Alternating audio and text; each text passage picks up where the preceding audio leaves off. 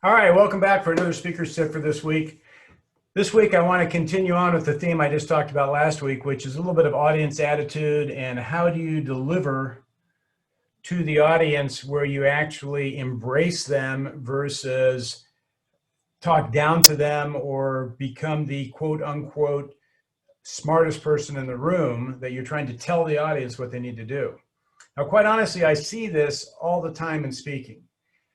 A speaker comes up with a speech where they discover something about life and they act like they're the first person that's ever learned this. And they're now sharing this with you because you don't know it. And I do, because I just realized it. And I'm sure we've seen this a number of times. If you've ever been training anybody in any type of skill, again, I've accomplished a lot of things in my life. I got up to an expert level in skiing. I'm a private pilot. I've scuba dived. I've sailed sailboats. I've done all sorts of different activities, speaking, all the different stuff. But in all these different activities I've done, there comes a point when you're bringing somebody up the line where all of a sudden they understand it and they have a realization about it. And when they get that, there's huge clarity that comes. And then they go, oh, then they start telling me what it's supposed to be like. I had that realization 15, 20 years ago. The point is, there's a lot of people in your audience that probably already learned the lesson you're talking about 20 years before you ever did it. So to stand up and talk to an audience and tell them that this is what they need to do, tell them if they want to be successful, this is what you need to do. Especially, I get this especially with people speaking earlier in, I'm going to say, let's say in their 20s, earlier in life, 20s and 30s, and that used to be older in life to me, but now it's earlier. And they're speaking to a room full of people who are in their 40s, 50s, and 60s, and they're 27 years old, and they're telling them what they need to do to be successful, what they need to do to overcome the challenges of life. The truth of the matter is, most of those people in the audience probably figured that out years ago. So it's not a new message to them. So how do you, but yet it's still an important message, and you still want to be able to communicate it to them. Okay. In the last tip I gave, I talked about being humble in front of your audience. Don't talk down to your audience. So it comes down to one simple concept, which is how I usually like to work. I don't like to get too complicated. One simple concept, and here it is. Don't tell the audience what they need to think. Don't tell the audience what they need to do with their life. When you tell the audience, you're saying, I'm the boss, I'm the authority, this is what you need to do. It's an order, it's a command going to your audience. Don't tell your audience, share with your audience what you discovered and what works for you. Share with the audience your message. Okay? So you're not standing there as an authority trying to order them or tell them what to do.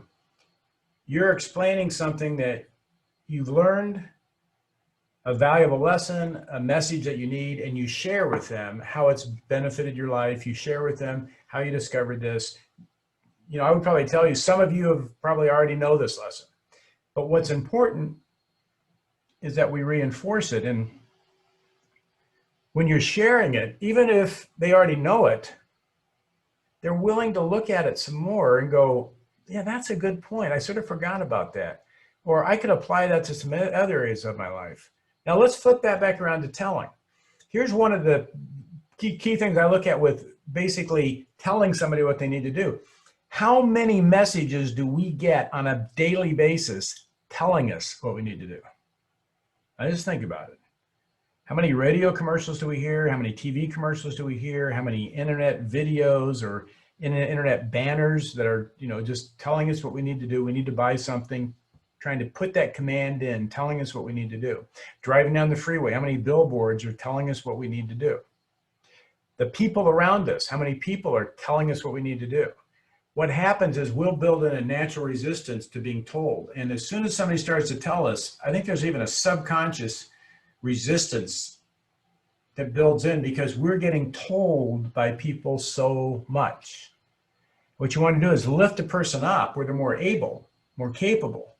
And you don't do that by telling them, because telling them basically says you're not able and capable. You need to listen to me, because I'll tell you how to succeed, instead of you're smart enough that you can succeed on your own as well. I'm going to give you some information, use it if you like. That's where the sharing comes in. Okay, so a big thing with me is when I see speakers that start to tell people, I see people have a natural resistance to it, and you got to get over that. Just sharing what's going on, work on the same humble ground.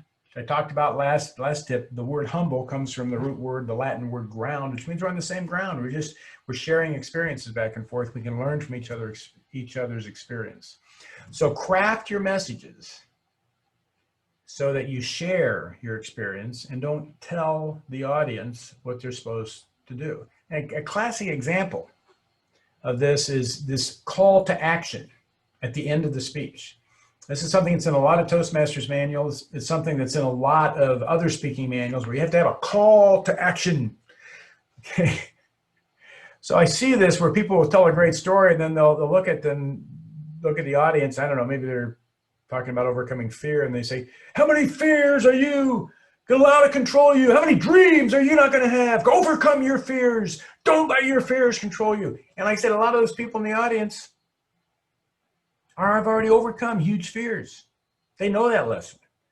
So how do you share that message with a call to action? Well, I have a little thing that I say, you may know. And this is how I go, you may know somebody who's allowing fears to control them. I allowed fears to control me for a long time. What I learned was this: if you know someone who's allowing fears to control them, encourage them to overcome their fears. Encourage them to get out. Encourage them to live their dreams. That way, you're not telling the audience that they're the person. If the audience is the person, they'll go, oh yeah, I know someone who's doing that. I know him really, really well. Or they might think, my daughter needs that, or my neighbor, my son, my dad is just always fearful all the time. I'm going to encourage him to get over those. But you empower the audience by sharing. You basically oppress or invalidate the audience by telling.